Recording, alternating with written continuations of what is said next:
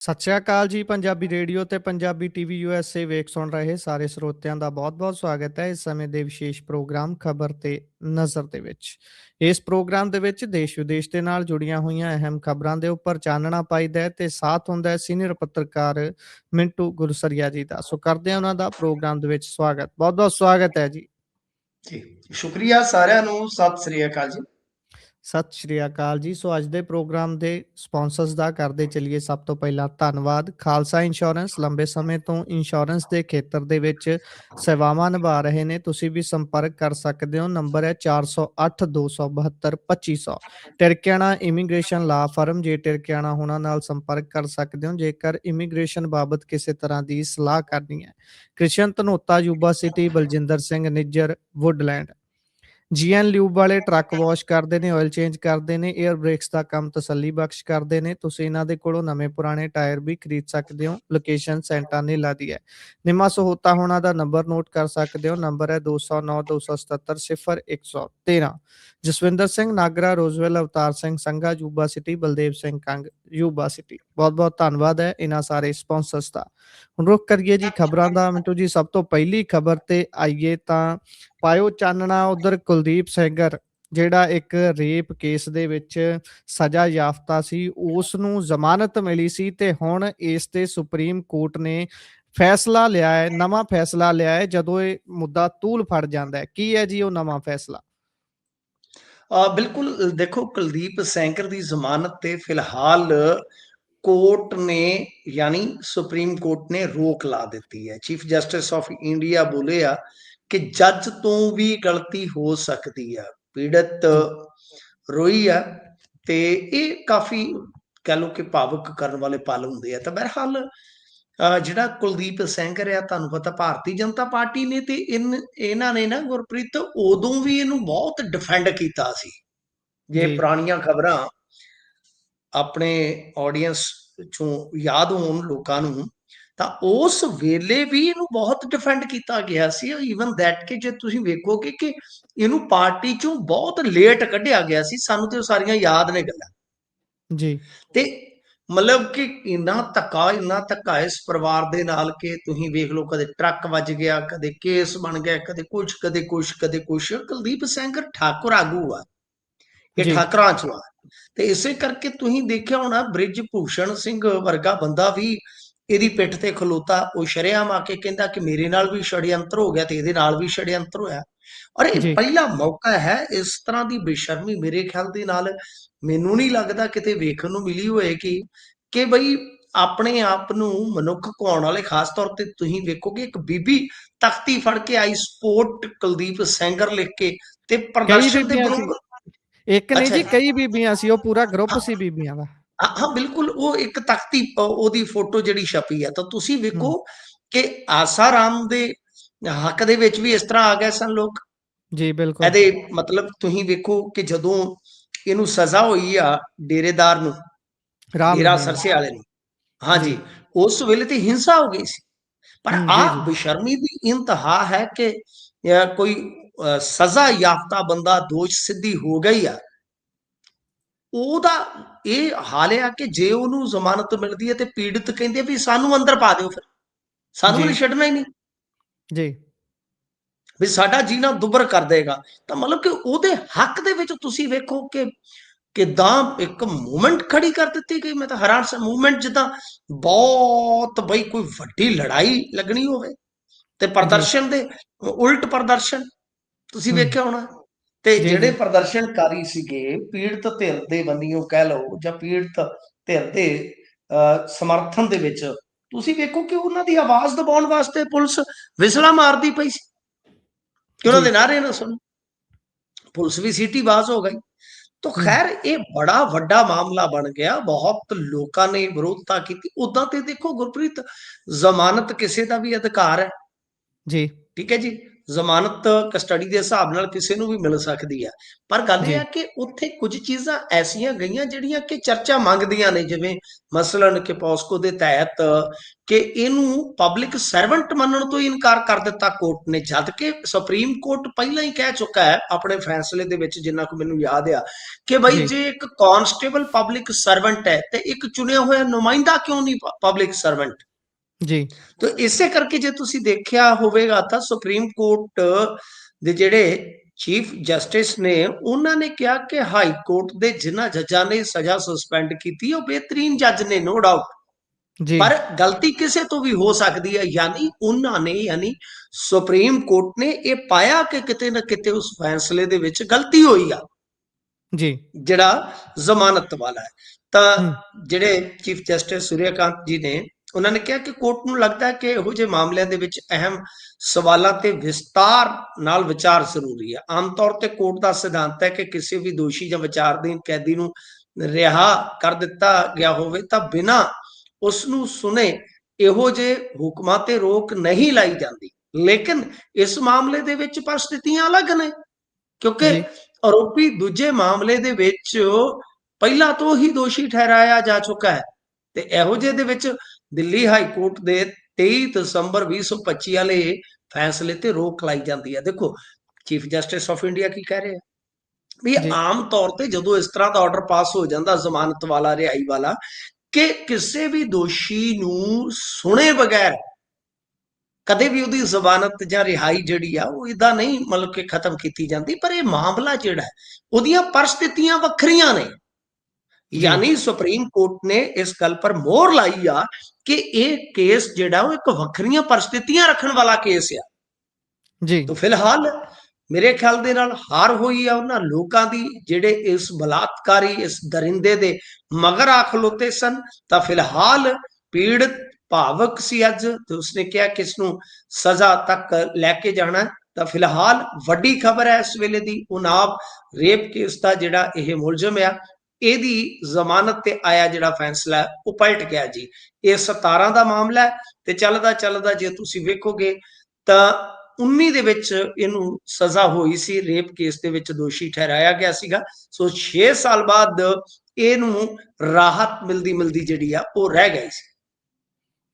ਜੀ ਸੋ ਇਸ ਤੋਂ ਅੱਗੇ ਜੇਕਰ ਆਪਾਂ ਚੱਲੀਏ ਤਾਂ ਉਧਰ ਸੀਐਮ ਮਾਨ ਹੋਣੀ ਅੱਜ ਖੁਦ ਇੱਕ ਪ੍ਰੈਸ ਕਾਨਫਰੰਸ ਕੀਤੀ ਹੈ ਤੇ ਪ੍ਰੈਸ ਕਾਨਫਰੰਸ ਦੇ ਵਿੱਚ ਉਹਨਾਂ ਨੇ ਸ਼੍ਰੋਮਣੀ ਅਕਾਲੀ ਦਲ ਨੂੰ ਜਿੱਥੇ ਛਿਪਕਲੀਆਂ ਦੀ ਪਾਰਟੀ ਦੱਸਿਆ, ਉੱਥੇ ਹੀ ਜਥੇਦਾਰ ਸਾਹਿਬ ਨੂੰ ਵੀ ਉਹਨਾਂ ਨੇ ਇੱਕ ਤਰੀਕੇ ਦਾ ਕਹਿ ਲਈਏ ਵੀ ਤਲਖੀ ਨਾਲ ਹੀ ਸਾਰੀਆਂ ਗੱਲਾਂ ਆਖੀਆਂ ਨੇ ਵੀ ਭਾਈ ਅੱਗੇ ਗੱਲਾਂ ਐ ਹੋ ਰਹੀਆਂ ਸੀ, ਸਾਡੇ ਤੋਂ ਲੋਕ ਆ ਕੇ ਕਹਿੰਦੇ ਸੀ ਵੀ ਇਸ ਦੀ ਜਾਂਚ ਹੋਣੀ ਚਾਹੀਦੀ ਹੈ, ਕਈ ਗੱਲਾਂ ਨੇ। ਵੈਸੇ ਪਹਿਲਾਂ ਤਾਂ ਇਹ ਦੱਸਿਓ ਕਿ ਕੀ ਇਹ ਤਰਕ ਸੰਗਤ ਗੱਲ ਲੱਗਦੀ ਹੈ ਕਿ ਇੱਕ ਸਟੇਟ ਦਾ ਮੁਖੀ ਇੱਕ ਧਰਮ ਦੇ ਕਹਿ ਲਈਏ ਵੀ ਸਿੱਧਾ ਜਿਹੜਾ ਕਹਿ ਲਈਏ ਆਪਾਂ ਸੁਪਰੀਮ ਹੈ ਚੀਜ਼, ਉਹਨਾਂ ਤੇ ਸਿੱਧੀ ਟਿੱਪਣੀ ਕਰ ਰਿਹਾ ਹੈ, ਆ ਕੇ ਗੱਲ ਕਰ ਰਿਹਾ ਹੈ, ਕੀ ਇਹ ਤਰਕ ਸੰਗਤ ਲੱਗਦੀ ਹੈ ਜੀ?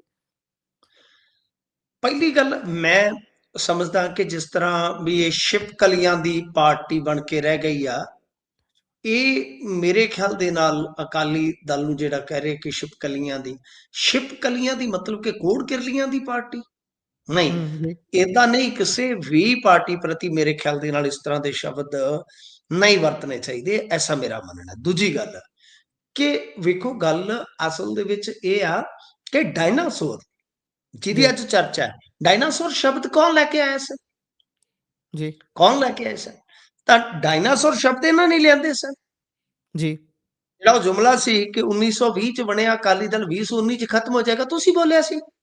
ਜੀ ਤਾਂ ਮਤਲਬ ਕਿ ਜਦੋਂ ਅਗਲਾ ਫਿਰ ਹੁਣ ਕੋਈ ਮਾੜੀ ਮੋਟੀ ਸੁਧਾਰ ਦੀ ਗੁੰਜਾਇਸ਼ ਵੇਂਦਾ ਹੈ ਤਾਂ ਫਿਰ ਉਹ ਉਹਨਾਂ ਚੀਜ਼ਾਂ ਤੇ ਹੀ, ਤੁਹਾਨੂੰ ਪਤਾ ਅੱਜ ਕੱਲ ਜਿਵੇਂ ਸੋਸ਼ਲ ਮੀਡੀਆ ਦਾ ਟ੍ਰੈਂਡ ਹੈਗਾ, ਫਿਰ ਉਹਦੇ ਹਿਸਾਬ ਨਾਲ ਹੀ ਚੱਲਦਾ। ਪਰ ਜੀ ਇਹ ਕਹਿ ਰਹੇ ਆ ਕਿ ਦੇਖੋ ਗੱਲ ਇਹ ਹੈ ਕਿ ਅਕਾਲੀ ਦਲ 1920 ਦੇ ਵਿੱਚ ਬਣਿਆ ਸੀ, ਅੱਜ 105 ਸਾਲ ਹੋ ਗਿਆ। ਤਦ ਇਹ ਜੀ ਸ਼ੇਰਾਂ ਦੀ ਪਾਰਟੀ ਸੀ, ਅੱਜ ਇਹ ਛਿਪਕਲੀਆਂ ਦੀ ਪਾਰਟੀ ਬਣ ਕੇ ਮਤਲਬ ਕਿ ਰਹਿ ਗਈ ਆ। ਤਾਂ ਮੇਰੇ ਖਿਆਲ ਦੇ ਨਾਲ ਇਹ ਨਹੀਂ ਕਹਿਣਾ ਚਾਹੀਦਾ। ਮੇਰਾ ਮੰਨਣਾ ਕਿ ਤੁਸੀਂ ਕਿਸੇ ਪਾਰਟੀ ਨੂੰ ਕਹੋ ਕਿ ਕੋੜ ਕਿਰਲੀਆਂ ਦੀ ਪਾਰਟੀ ਬਣ ਕੇ ਰਹਿ ਗਈ ਆ। ਮੈਨੂੰ ਜੀ ਲੱਗਦਾ ਮੈਂ ਤੁਹਾਡੇ ਇਹਨਾਂ ਬੋਲਾਂ ਦੇ ਨਾਲ ਬਿਲਕੁਲ ਸਹਿਮਤ ਆ ਕਿ ਪਹਿਲੀ ਗੱਲ ਤੇ ਇਹ ਆ ਕਿ ਤੁਸੀਂ ਚਲੋ ਸਿਆਸੀ ਤੌਰ ਤੇ ਵੀ ਆਲੋਚਨਾ ਕਰ ਲਓ ਤਾਂ ਠੀਕ ਆ, ਪਰ ਜਿਸ ਤਰੀਕੇ ਨਾਲ ਇਹਨਾਂ ਨੇ ਅੱਜ ਇਹ ਬਿਆਨ ਦਿੱਤੇ ਨੇ, ਖਾਸ ਤੌਰ ਤੇ ਧਾਮੀ ਸਾਹਿਬ ਨੂੰ ਲੈ ਕੇ ਜਾਂ ਇੱਥੋਂ ਤੱਕ ਕਿ ਜਥੇਦਾਰ ਸਾਹਿਬ ਪ੍ਰਤੀ ਜੀ ਥੋੜੀ ਜਿਹੀ ਮਰਿਆਦਾ ਕਾਇਮ ਰਹੀ ਨਹੀਂ ਚਾਹੀਦੀ ਆ ਮੇਰੇ ਖਿਆਲ ਦੇ ਨਾਲ, ਜਦੋਂ ਵੀ ਆਪਾਂ ਕਿਸੇ ਧਾਰਮਿਕ ਪੁਰਸ਼ ਦੇ ਖਿਲਾਫ ਬੋਲਦੇ ਆ।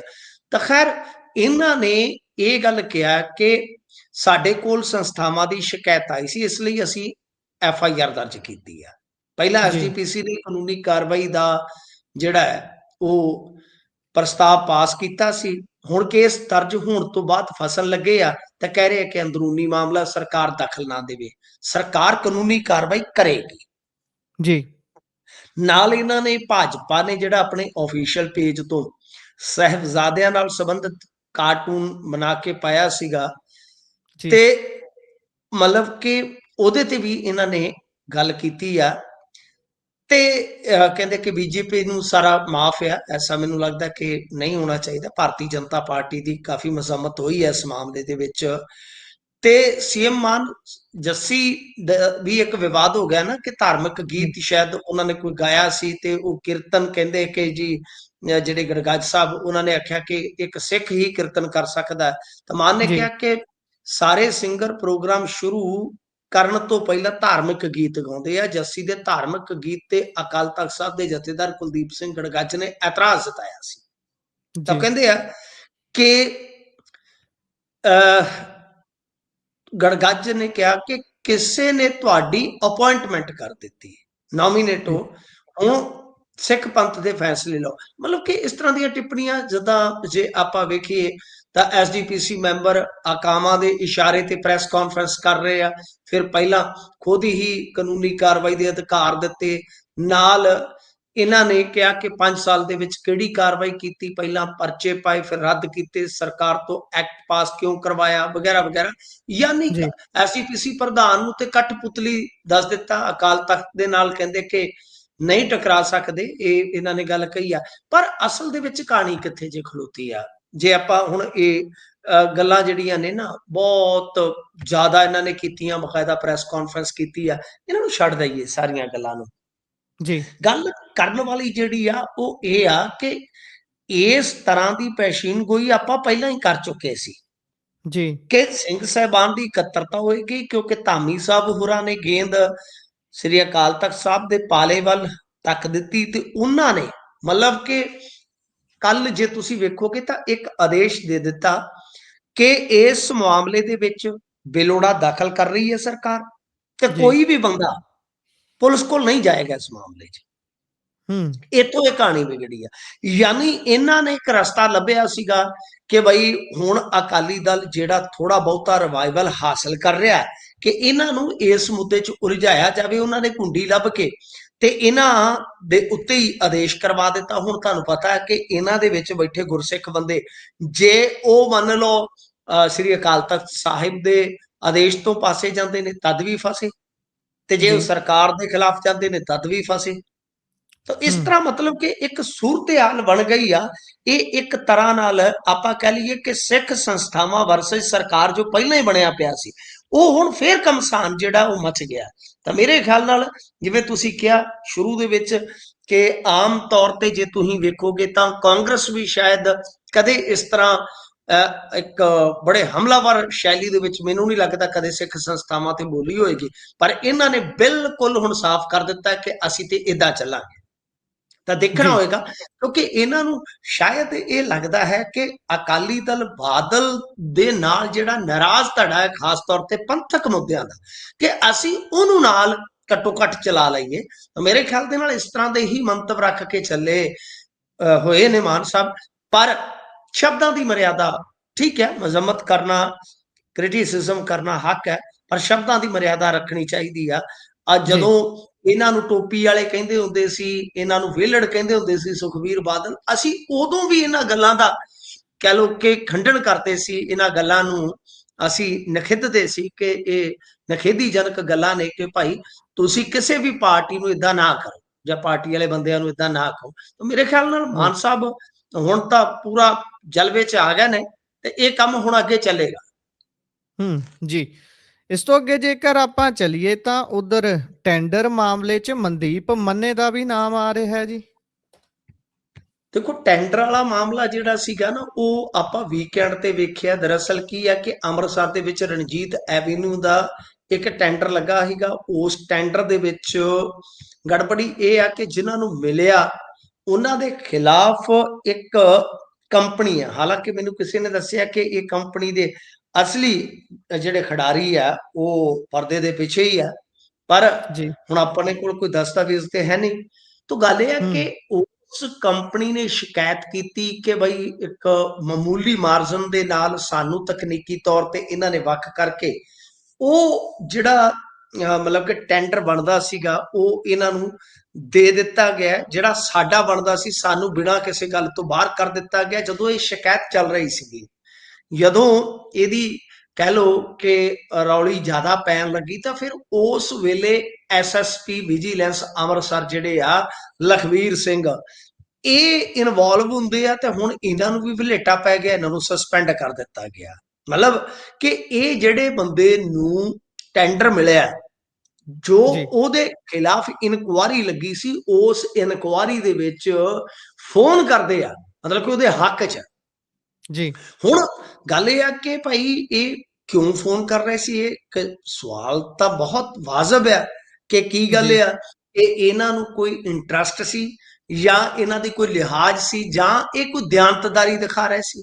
ਕਿਉਂਕਿ ਦੇਖੋ ਜੀ। ਇਹ 4 ਕੰਪਨੀਆਂ ਸੀਗੀਆਂ ਜਿਨ੍ਹਾਂ ਨੇ ਇਹ ਟੈਂਡਰ ਜਿਹੜੇ ਆ ਉਹ ਮਤਲਬ ਕਿ ਲੈਣ ਲਈ ਯਤਨ ਕੀਤੇ, ਤੇ ਸ਼ਰਮਾ ਕੰਟਰੈਕਟਰਸ ਨੂੰ ਇਹ ਸਿਰਫ 1.08% ਘੱਟ ਆਫਰ ਤੇ ਮਿਲ ਗਏ।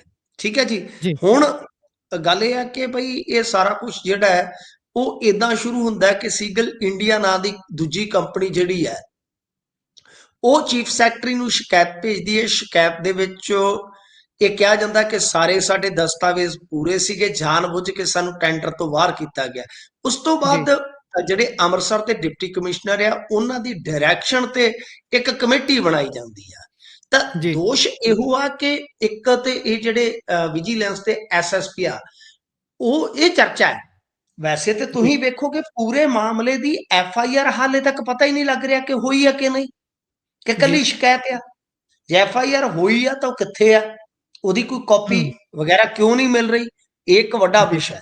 ਤਾਂ ਮਤਲਬ ਇਹ ਆ ਕਿ ਐਸਐਸਪੀ ਬਾਰੇ ਚਰਚਾ ਹੈ ਕਿ ਇਹਨੇ ਉਸ ਕਮੇਟੀ ਨੂੰ ਪ੍ਰਭਾਵਿਤ ਕਰਨ ਦਾ ਯਤਨ ਕੀਤਾ ਕਿ ਇੱਕ ਅਫਸਰ ਨੂੰ ਪੁੱਠਾ ਸਿੱਧਾ ਬੋਲਿਆ। ਇਹ ਚਰਚੇ ਆ ਇਕੱਲੇ, ਆਪਣੇ ਜੀ। ਕੋਲ ਕੋਈ ਦਸਤਾਵੇਜ਼ ਨਹੀਂ। ਤਾਂ ਉਸ ਤੋਂ ਬਾਅਦ ਇਹ ਮਾਮਲਾ ਜਿਹੜਾ ਹੈ ਉਹ ਉੱਤੇ ਤੱਕ ਚਲਾ ਗਿਆ ਕਿ ਇਹਦਾ ਵਿੱਚ ਕੀ ਰੋਲ ਆ, ਇਹ ਆਊਟ ਆਫ ਦਾ ਵੇ ਜਾ ਕੇ ਕਿਉਂ ਇਦਾਂ ਕਰ ਰਿਹਾ। ਤਾਂ ਮਤਲਬ ਕਿ ਫਿਰ ਸਸਪੈਂਸ਼ਨ ਹੋ ਜਾਂਦੀ ਹੈ। ਤਾਂ ਬਹਰਹਾਲ ਮਨਦੀਪ ਮੰਨੇ ਦਾ ਨਾਂ ਕਿਵੇਂ ਆਇਆ? ਜੀ। ਪਹਿਲੀ ਸ਼ਿਕਾਇਤ ਜਿਹੜੀ ਆ ਉਹਦੇ ਵਿੱਚ ਸ਼ਾਇਦ ਮਨਦੀਪ ਮੰਨੇ ਦਾ ਨਾਮ ਨਹੀਂ ਸੀ। ਬਾਅਦ ਦੇ ਵਿੱਚ ਜਿਹੜਾ ਚੀਫ ਸੈਕਟਰੀ ਨੂੰ ਲਿਖਤ ਮੈਸੇਜ ਭੇਜਿਆ ਗਿਆ ਹੈ, ਕੰਪਲੇਂਟ ਜੀ। ਪੱਤਰ ਹੀ ਕਹਿ ਲਓ, ਉਹਦੇ ਵਿੱਚ ਮਨਦੀਪ ਮੰਨੇ ਦਾ ਜ਼ਿਕਰ ਹੈ। ਮਨਦੀਪ ਮੰਨਾ ਕੌਣ ਆ? ਕਈ ਸਿਆਸੀ ਪਾਰਟੀਆਂ ਚੋਂ ਕਈ ਸਿਆਸੀ ਨੇਤਾਵਾਂ ਦੇ ਨਾਲ ਰਹਿ ਕੇ ਅੱਜ ਕੱਲ ਤੁਹਾਨੂੰ ਪਤਾ ਵਿਵਾਦ ਬੋਲਣ ਵਾਲਾ ਮਨਦੀਪ ਮੰਨਾ ਬਹੁਤ, ਜੀ। ਉਹਦਾ ਵੀ ਕੰਟੈਂਟ ਚੱਲਦਾ ਹੈ ਅੱਜ ਕੱਲ, ਬੜੇ ਜੀ। ਪੋਡਕਾਸਟ ਬਿਲਕੁਲ। ਉਹ ਵੀ ਡਿਮਾਂਡ 'ਚ ਰਹਿੰਦੇ ਨੇ ਉਹਦੇ। ਤਾਂ ਕਹਿਣ ਦਾ ਮਤਲਬ ਹੈ ਕਿ ਉਹਦਾ ਖੁੱਲੇ ਰੂਪ ਦੇ ਵਿੱਚ ਤੇ ਕੋਈ ਸਟੇਟਮੈਂਟ ਨਹੀਂ ਆਈ, ਸਫਾਈ ਨਹੀਂ ਆਈ ਇਹਦੇ ਤੇ। ਜੀ। ਮੇਰੇ ਨਾਲ ਮੰਨੇ ਦੀ ਗੱਲ ਹੋ ਗਈ ਸੀ, ਮੇਰਾ ਜੀ। ਪੁਰਾਣਾ ਜਾਣੂ ਆ, ਮੇਰਾ ਫੋਨ ਚੁੱਕ ਲਿਆ ਤਾਂ ਉਹਨੇ ਇੱਕੋ ਗੱਲ ਕਹੀ ਆ ਕਿ ਦੇਖੋ ਅਸਲ ਦੇ ਵਿੱਚ ਜਿਹੜਾ ਇਹ ਠੇਕੇਦਾਰ ਜਿਹਨੂੰ ਮਿਲ ਗਿਆ, ਮਤਲਬ ਕਿ ਦੂਨ ਸਕੂਲ ਵਾਲੇ ਆ, ਉਹਨਾਂ ਨੂੰ ਜਿਹੜਾ ਮਿਲ ਗਿਆ ਵੀ ਉਹ ਜੈਨੂਅਨ ਕੰਮ ਸੀ, ਸਾਰਾ ਕੁਝ ਪਾਰਦਰਸ਼ਤਾ ਦੇ ਨਾਲ ਉਹਨਾਂ ਨੇ ਹਾਸਲ ਕੀਤਾ ਸੀ। ਉਹ ਮੇਰੇ ਕੋਲ ਆ ਗਏ, ਮੈਂ ਉਹਨਾਂ ਨੂੰ ਵਿਜੀਲੈਂਸ ਦੇ ਕੋਲ ਭੇਜ ਦਿੱਤਾ ਕਿ ਤੁਸੀਂ ਅਫਸਰ ਕੋਲ ਚੰਗਾ ਹੈ ਉਹਦੇ ਕੋਲ ਚਲੇ ਜਾਓ। ਤੇ ਅਫਸਰ ਨੇ ਇੰਨੀ ਗੱਲ ਆਖੀ ਆ ਕਿ ਬਈ ਇਹਦਾ ਪੱਖ ਵੀ ਸੁਣ ਲਿਆ ਜਾਵੇ। ਜੀ। ਤੋ ਇਹਦੇ ਚ ਦੱਸੋ ਮੇਰਾ ਕੀ ਗੁਨਾਹ ਹੈ? ਮੰਨਾ ਇਹ ਹੂੰ। ਕਹਿੰਦਾ, ਹਾਲਾਂਕਿ ਕੋਈ F I R the copy ਸਾਡੇ ਹੱਥ ਨਹੀਂ ਲੱਗ ਪਾ ਰਹੀ। ਜਦੋਂ F I R the copy ਹੱਥ ਲੱਗੇਗੀ ਫੇਰ ਹੀ ਰੋਲ ਪਤਾ ਲੱਗੇਗਾ ਨਾ ਵੀ ਕਿਹਦਾ ਕੀ ਆ। ਪਰ ਜੀ। ਉਦਾਂ ਅੰਮ੍ਰਿਤਸਰ ਸ਼ਹਿਰ ਦੇ ਵਿੱਚ ਚਰਚਾਵਾਂ ਬੜੀਆਂ ਨੇ, ਤੇ ਇੱਕ ਹੂੰ। ਅਖਬਾਰ ਨੇ ਤੇ ਸਿੱਧਾ ਇੱਥੋਂ ਤੱਕ ਲਿਖਿਆ ਮੰਨੇ ਹੋਰਾਂ ਬਾਰੇ ਕਿ ਇਹਨਾਂ ਨੇ ਕਥਿਤ ਤੌਰ ਤੇ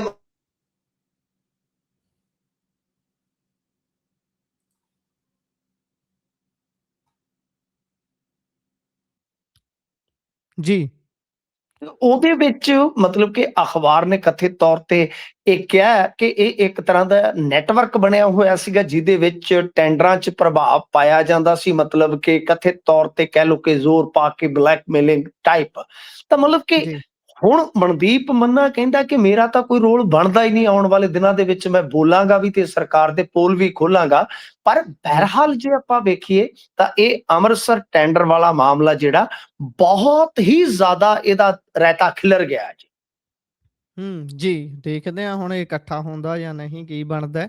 ਸੋ ਇਸ ਤੋਂ ਅੱਗੇ ਜੇਕਰ ਚੱਲੀਏ ਤਾਂ ਉਧਰ ਕਾਂਗਰਸ ਨੇ ਸਹਿ ਇੰਚਾਰਜ ਲਾਏ ਨੇ ਜੀ, ਹੁਣ 27 ਲੱਗੇ ਹੈ ਤਾਂ ਤਿਆਰੀਆਂ ਸ਼ੁਰੂ ਹੀ ਨੇ। ਨਹੀਂ, ਇਹਨਾਂ ਨੂੰ ਇੰਚਾਰਜਾਂ ਦੀ ਬਹੁਤ ਜ਼ਰੂਰਤ ਹੈ। ਅੱਜ ਤੁਸੀਂ ਦੇਖੋ ਕਿ ਮਾਨਸਾ ਦੇ ਵਿੱਚ ਸੀ, ਉੱਥੇ ਸਿੱਧੂ ਮੂਸੇਵਾਲਾ ਦਾ ਫਾਦਰ ਤੇ ਅੰਕਲ ਉਹ ਬੈਠੇ ਸੀ, ਤੇ ਉੱਥੇ ਆਪਸ ਦੇ ਵਿੱਚ ਹੀ ਕਿਵੇਂ ਤੂੰ ਤੜਾਕ ਤੇ ਮੈਨੂੰ ਲੱਗਦਾ ਕਿ ਗਾਲ ਦੁੱਪੜ ਤੱਕ ਵੀ ਚਲਾ ਗਿਆ ਕੰਮ।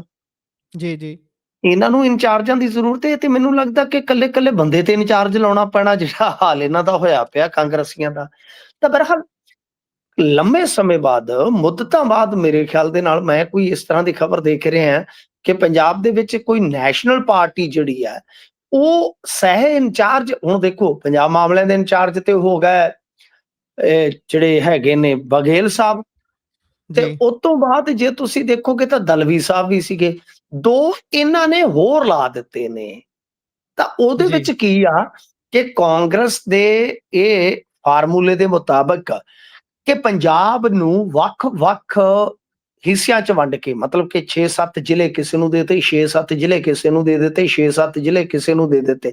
ਦਲਵੀ ਸਾਹਿਬ ਦੇ ਨਾਲ ਬੀਬੀ ਹਿਨਾ ਅਤੇ ਇਸ ਤੋਂ ਇਲਾਵਾ ਸੂਰਜ ਠਾਕੁਰ ਨੂੰ ਇਹ ਜ਼ਿੰਮੇਵਾਰੀ ਦਿੱਤੀ ਗਈ ਆ। ਮਤਲਬ ਕਿ 5-5 7-7 ਜ਼ਿਲ੍ਹਿਆਂ ਦੇ ਵਿੱਚ ਇੱਕ ਜਿਹੜਾ ਹੈ ਉਹ ਇਨਚਾਰਜ ਕਾਂਗਰਸ ਨੇ ਲਾ ਦਿੱਤਾ ਹੈ। ਮੁੱਦਤਾਂ ਬਾਅਦ ਮੈਂ ਤਾਂ ਕੋਈ ਇਸ ਤਰ੍ਹਾਂ ਦਾ ਦੇਖਿਆ ਹੋਏਗਾ ਮਾਮਲਾ, ਪਰ ਮੈਨੂੰ ਤੇ ਯਾਦ ਨਹੀਂ ਫਿਲਹਾਲ ਕਿ ਕਿਸੇ ਨੈਸ਼ਨਲ ਪਾਰਟੀ ਨੇ ਏਦਾਂ ਮਤਲਬ ਕਿ ਕਈ ਇੰਚਾਰਜ ਲਾ ਦਿੱਤੇ ਹੋਣ। ਤਾਂ ਘੱਟੋ ਘੱਟ ਜੀ। 15-20 ਸਾਲ ਦੇ ਵਿੱਚ ਤੇ ਐਸਾ ਕਾਂਗਰਸ ਦਾ ਤੇ ਮੈਨੂੰ ਕਦੇ ਕੋਈ ਯਾਦ ਨਹੀਂ ਆਉਂਦਾ। ਤਾਂ ਬਹਰਹਾਲ ਹੁਣ ਦੇਖਣਾ ਹੋਏਗਾ ਕਿ ਰਿਜ਼ਲਟ ਕੀ ਨਿਕਲਦਾ ਹੈ, ਕਿਉਂਕਿ ਜੀ। ਗੱਲ ਇਹ ਹੈ ਕਿ ਕਾਂਗਰਸ ਦੇ ਕੋਲ ਹੁਣ ਸਮਾਂ ਬਹੁਤ ਥੋੜਾ ਹੈ। ਪੰਜਾਬ ਦੇ ਮੁਤਲਕ ਉਹਨਾਂ ਨੂੰ ਫੈਸਲੇ ਤੇ ਲੈਣੇ ਹੀ ਪੈਣਗੇ ਗੁਰਪ੍ਰੀਤ, ਕਿ ਤੁਹਾਡਾ ਬਈ ਕੌਣ ਪ੍ਰਧਾਨ 27 ਤੱਕ ਰਹੇਗਾ, ਕੌਣ ਤੁਹਾਡਾ ਐਲਓਪੀ ਆ ਜਿਹੜਾ ਉਹ ਰਹੇਗਾ। ਸਾਰੀਆਂ ਚੀਜ਼ਾਂ, ਸਾਰੀਆਂ ਭੂਮਿਕਾਵਾਂ ਡਿਫਾਈਨ ਕਰਕੇ ਤੇ ਇਸ ਤੋਂ ਬਾਅਦ ਫਿਰ ਤੁਹਾਨੂੰ ਮੈਦਾਨ ਦੇ ਵਿੱਚ ਕੁੱਦਣਾ ਪਵੇਗਾ। ਬਹਰਹਾਲ ਦੇਖਦੇ ਹਾਂ, ਕਾਂਗਰਸ ਨੇ ਲੜਾਈ ਤੇ ਜਿਹੜੀ ਆ ਉਹ ਤਕਰੀਬਨ ਦਿਖਾਉਣੀ ਸ਼ੁਰੂ ਕਰ ਦਿੱਤੀ ਆ ਕਿ ਹੁਣ ਮਨਰੇਗਾ ਤੇ ਆਪਾਂ ਵੇਖਿਆ ਸੀਗਾ ਕਿ ਵੀਕਐਂਡ ਤੇ ਇਹਨਾਂ ਨੇ ਐਲਾਨ ਕਰ ਦਿੱਤਾ ਕਿ ਅਸੀਂ ਇਹ ਲੜਾਈ ਲੜਾਂਗੇ। ਤੇ ਪੰਜਾਬ ਦੇ ਵਿੱਚ ਕਾਂਗਰਸੀ ਆਪਸ 'ਚ ਤਾਂ ਲੜ ਰਹੇ ਆ, ਇਹਦੇ 'ਚ ਤਾਂ ਕੋਈ ਸ਼ੱਕ ਨਹੀਂ, ਕਿਤੇ-ਕਿਤੇ ਟਾਮਾ-ਟਾਮਾ ਇਹ ਮਾਮਲਾ ਸਾਹਮਣੇ ਆਉਂਦਾ। ਪਰ ਜੀ। ਮਨਰੇਗਾ ਨੂੰ ਲੈ ਕੇ ਲਗਾਤਾਰ ਇਹਨਾਂ ਦੇ ਵੱਡੇ ਬੰਦੇ ਜਿਹੜੇ ਆ, ਵੱਡੇ ਲੀਡਰ ਆ, ਉਹ ਮੁਸਲਸਲ ਪੀਸੀ ਵਗੈਰਾ ਕਰ ਰਹੇ ਨੇ ਗੁਰਪ੍ਰੀਤ। ਜੀ। ਉਧਰ ਬੀਬੀ ਸਿੱਧੂ ਦਾ ਭਾਜਪਾ ਦੇ ਵਿੱਚ ਵਿਰੋਧ ਹੋਇਆ ਹੈ, ਚਰਚਾਵਾਂ ਜਿਹੜੀਆਂ ਚੱਲ ਰਹੀਆਂ ਨੇ, ਲੱਗਦਾ ਹੈ ਵਿਰੋਧ ਦੇ ਚੱਲਦਿਆਂ ਹੁਣ ਥੰਮ ਜਾਣਗੀਆਂ। ਗੁਰਪ੍ਰੀਤ ਗੱਲ ਪਤਾ ਕੀ ਆ ਕਿ ਭਾਰਤੀ ਜਨਤਾ ਪਾਰਟੀ ਦੇ ਕੁਝ ਲੀਡਰ ਜਿਹੜੇ ਖਾਸ ਤੌਰ ਤੇ ਅੰਮ੍ਰਿਤਸਰ ਨਾਲ ਸੰਬੰਧਿਤ ਆ, ਤੇ ਉਹ ਤੇ ਮੈਨੂੰ ਲੱਗਦਾ ਕਿ ਪਹਿਲਾਂ ਤੋਂ ਹੀ ਚੁਕੰਨੇ ਹੋ ਗਏ ਹੋਣਗੇ ਕਿ ਜੇ ਬੀਬੀ ਸਿੱਧੂ ਏਦਾਂ ਆ ਰਹੇ ਆ। ਆਪਾਂ ਦੇਖਿਆ ਪ੍ਰਵੀਨ ਤੋਗੜੀਆ, ਫਿਰ ਇਸ ਤੋਂ ਇਲਾਵਾ ਨਿਤਨ ਗਡਕਰੀ ਅਤੇ ਬਾਅਦ ਦੇ ਵਿੱਚ ਅਮਿਤ ਸ਼ਾਹ ਜੀ ਦੀ ਤਾਰੀਫ, ਤਾਂ ਕੰਨ ਤੇ ਸਾਰਿਆਂ ਦੇ ਖੜੇ ਹੁੰਦੇ ਹੀ ਆ ਨਾ, ਆਪਾਂ ਨੂੰ ਵੀ ਜੀ। ਪਤਾ ਹੈ। ਤਾਂ ਇਹਨਾਂ ਦੇ ਥਿੰਕ ਟੈਂਕ ਦੇ ਵਿੱਚੋਂ ਮਤਲਬ ਕਿ ਤੁਸੀਂ ਦੇਖਿਆ ਹੋਣਾ ਜਗਮੋਹਨ ਰਾਜੂ ਜੀ ਜਿਹੜੇ ਇਲੈਕਸ਼ਨ ਲੜ ਚੁੱਕੇ ਆ, ਸਰ ਜੀ। ਉਹ ਕਈ ਆਈਐਸ ਅਫਸਰਾਂ ਦੇ ਉਸਤਾਦ ਨੇ। ਤੁਸੀਂ ਹਿਸਾਬ ਲਾ ਹੂੰ। ਲਓ, ਬਹੁਤ ਤਗੜੇ ਥਿੰਕ ਟੈਂਕ ਨੇ ਉਹ। ਤਾਂ ਉਹਨਾਂ ਨੇ ਬਕਾਇਦਾ ਪੱਤਰ ਲਿਖਿਆ ਇਸ ਬਾਬਤ। ਤਾਂ ਉਹਨਾਂ ਨੇ ਕਿਹਾ ਕਿ ਜੀ। ਬੀਬੀ ਸਿੱਧੂ, ਤੇ ਇੱਥੋਂ ਤੱਕ ਕਿਹਾ ਕਿ ਇਹ ਉਹ ਸਿੱਧੂ ਫੈਮਿਲੀ ਆ ਜਿਹੜੀ ਲੋੜ ਵੇਲੇ ਭਾਜਪਾ ਨੂੰ ਛੱਡ ਕੇ ਭੱਜ ਗਈ, ਤੇ ਮੋਦੀ ਸਾਹਿਬ ਨੂੰ ਇਹ ਗਾਲਾਂ ਕੱਢਦੇ ਰਹੇ ਆ। ਤਾਂ ਹੁਣ ਜੀ। ਹੁਣ ਇਹ ਕ੍ਰੈਡਿਟ ਲੈਣ ਦੇ ਚੱਕਰ ਦੇ ਵਿੱਚ ਲਾਗੇ ਲੱਗ ਰਹੇ ਆ। ਤੇ ਇਹਦਾ ਮਤਲਬ ਇਹ ਆ ਕਿ ਕਾਂਗਰਸ ਜਿਹੜੀ ਆ ਉਹ ਬੀਬੀ ਸਿੱਧੂ ਨੂੰ ਕੋਈ ਜ਼ਿਆਦਾ ਹੁਣ ਤਵੱਜੋ ਨਹੀਂ ਦੇ ਰਹੀ, ਇਹਦੇ 'ਚ ਤੇ ਕੋਈ ਸ਼ੱਕ ਨਹੀਂ, ਕੋਈ ਦੋ ਰਾਏ ਨਹੀਂ।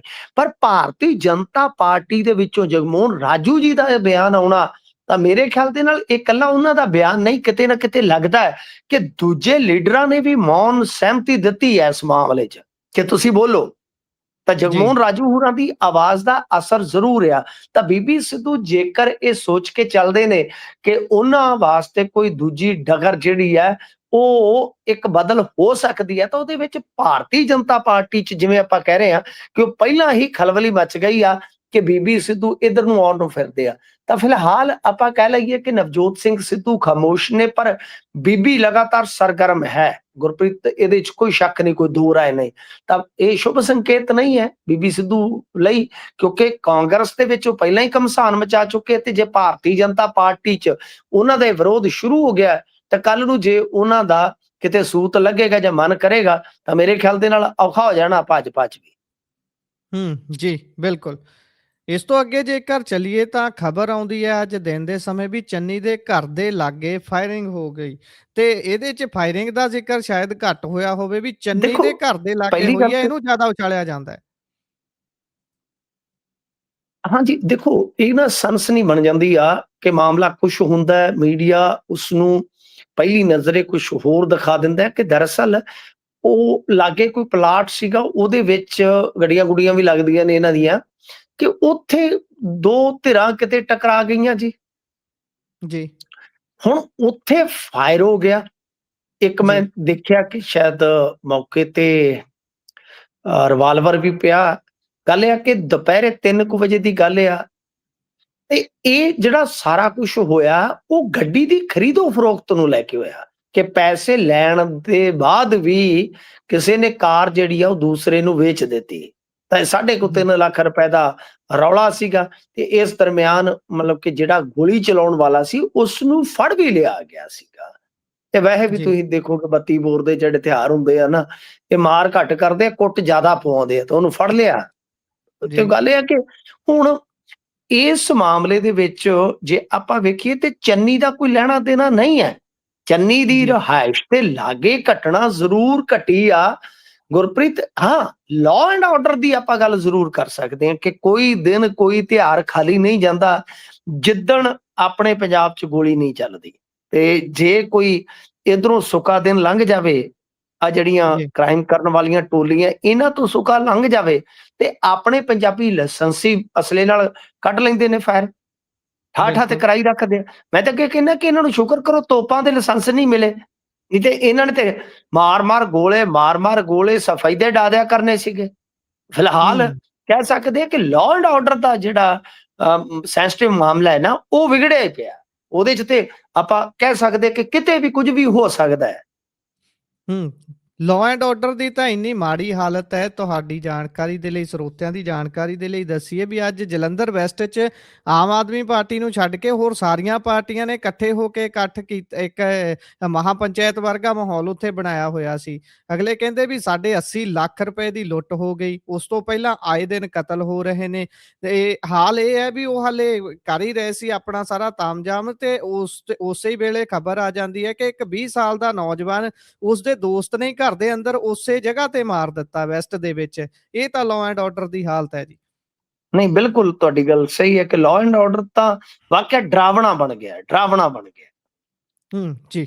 ਅੱਗੇ ਚੱਲੀਏ, ਉਧਰ ਬਾਰਡਰ ਟੱਪ ਕੇ ਜਿਹੜਾ ਨੌਜਵਾਨ ਸ਼ਾਹਕੋਟ ਏਰੀਏ ਦਾ ਪਾਕਿਸਤਾਨ ਜਾ ਵੜਿਆ ਸੀ, ਪਾਕਿਸਤਾਨੀ ਰੇਂਜਰਸ ਨੇ ਜਦੋਂ ਫੋਟੋ ਸ਼ੇਅਰ ਕੀਤੀ ਤਾਂ ਪਰਿਵਾਰ ਨੂੰ ਪਤਾ ਲੱਗਿਆ ਵੀ ਇਹ ਕੀ ਵਾਪਰ ਗਿਆ।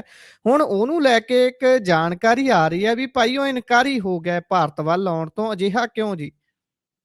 ਜੀ ਦੇਖੋ, ਉਹ ਕਹਿੰਦਾ ਕਿ ਉਧਰ ਮੇਰੀ ਲਾਗ ਡਾਟ ਹੈ ਜੀ ਇੰਡੀਆ ਦੇ ਵਿੱਚ, ਮੇਰਾ ਅੱਗੇ ਗੁੱਟ ਤੋੜਤਾ ਸੀ, ਮੇਰੇ ਤੇ ਕਈ ਕੇਸ ਵੀ ਚੱਲਦੇ। ਮਤਲਬ ਕਿ ਦੇਖੋ, ਇੱਧਰ ਅਮਰੀਕਾ 'ਚ ਬੈਠੇ ਜਿਹੜੇ ਪੰਜਾਬੀ ਆ, ਮਨੁੱਖਤਾਵਾਦੀ ਸੋਚ ਰੱਖਣ ਵਾਲੇ, ਉਹਨਾਂ ਦੇ ਜਿਹੜੇ ਲਿੰਕ ਆ ਜਾਂ ਹੋਰ ਜਿਹੜੇ ਆਸੇ-ਪਾਸੇ ਬੰਦੇ, ਉਹਨਾਂ ਨੂੰ ਹੁੰਦਾ ਕਿ ਯਾਰ ਉਹਨਾਂ ਨੂੰ ਕਹਿ ਕੇ ਚਲੋ ਉਧਰ ਵਕੀਲ ਕਰਕੇ ਕੋਈ ਕਾਨੂੰਨੀ ਪ੍ਰਕਿਰਿਆ ਦਾ ਪਾਲਣ ਕਰਨ ਉਪਰੰਤ ਬੰਦੇ ਨੂੰ ਘਰੇ ਲਿਆਂਦਾ ਜਾਵੇ। ਤੇ ਉਹ ਜੀ। ਪੱਟੂ ਉੱਥੇ ਫੇਰ ਗਿਆ, ਉਹ ਕਹਿੰਦਾ ਕਿ ਮੈਂ ਤੇ ਜਾਣਾ ਹੀ ਨਹੀਂ। ਉਹ ਹੂੰ। ਤੇ ਇੱਕ ਤਰ੍ਹਾਂ ਨਾਲ ਅਸਾਈਲਮ ਹੀ ਮੰਗ ਖਲੋਤਾ, ਦੱਸੋ। ਅੱਗੇ ਲੋਕ ਪਾਕਿਸਤਾਨ 'ਚ। ਅਮਰੀਕਾ, ਕੈਨੇਡਾ 'ਚ ਜਾ ਕੇ ਅਸਾਈਲਮ ਮੰਗਦੇ ਸਨ, ਉਹ ਪਾਕਿਸਤਾਨ 'ਚ ਜਾ ਕੇ ਅਸਾਈਲਮ ਮੰਗੀ ਜਾਂਦਾ ਹੈ। ਜੀ, ਇਹ ਵੀ ਹੁਣ ਨਵਾਂ ਹੀ ਕੰਮ ਚੱਲ ਪਿਆ। ਅਸੀਂ ਤੇ ਕਹਿੰਦੇ ਸੀ ਕਿ ਗੋਰੇ ਇੱਥੇ ਆਉਣਗੇ ਸਾਡੀ ਜੌਬ ਕਰਨ, ਇਹ ਤੇ ਸਾਡੇ ਬੰਦੇ ਪਾਕਿਸਤਾਨ 'ਚ ਤੁਰੇ ਜਾਂਦੇ ਆ।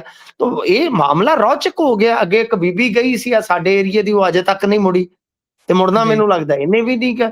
ਇਹ ਕੀ ਮਾਹੌਲ ਬਣਿਆ ਪਿਆ ਸਮਝੋ ਬਾਹਰ ਆ। ਚਲੋ ਲਾਗ ਡਾਟ ਕਿਹੜੇ ਬੰਦੇ ਦੀ ਇੱਥੇ ਨਹੀਂ ਹੈਗੀ ਪੰਜਾਬ 'ਚ। ਤੁਸੀਂ ਜਿੰਨੇ ਮਰਜ਼ੀ ਜੀ। ਸਾਊ ਹੋਵੋ, ਕੋਈ ਨਾ ਕੋਈ ਲੱਗਣ ਵਾਲਾ ਤੁਹਾਡੇ ਹੁੰਦਾ ਹੀ ਆ।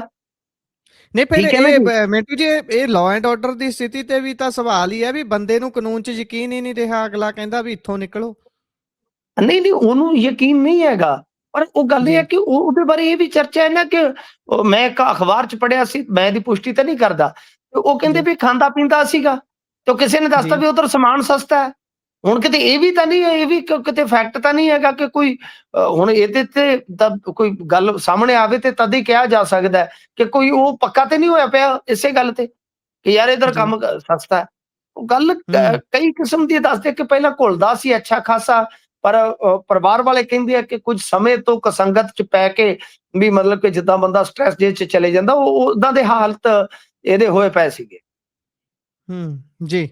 ਸੋ ਤਣਾਅਪੂਰਨ ਸਥਿਤੀ ਹੈ, ਪਤਾ ਨਹੀਂ ਲੱਗਦਾ ਕਿੱਥੇ ਕੀ ਹੋਈ ਜਾਂਦਾ ਹੈ। ਇੱਥੇ ਗੋਰੇ ਆਉਣੇ ਸੀ, ਇੱਥੇ ਪੰਜਾਬ ਵਾਲੇ ਛੱਡ ਜਾਈ ਜਾਂਦੇ ਨੇ, ਕੰਮ ਹੋਰ ਹੀ ਹੋਇਆ ਪਿਆ। ਸੋ ਖੈਰ ਪ੍ਰੋਗਰਾਮ ਦਾ ਸਮਾਂ ਇੱਥੇ ਹੀ ਸਮਾਪਤ ਹੁੰਦਾ ਹੈ। ਤੁਸੀਂ ਜੁੜੇ, ਜਾਣਕਾਰੀਆਂ ਸਾਂਝੀਆਂ ਕੀਤੀਆਂ, ਬਹੁਤ-ਬਹੁਤ ਧੰਨਵਾਦ ਜੀ। ਧੰਨਵਾਦ ਜੀ।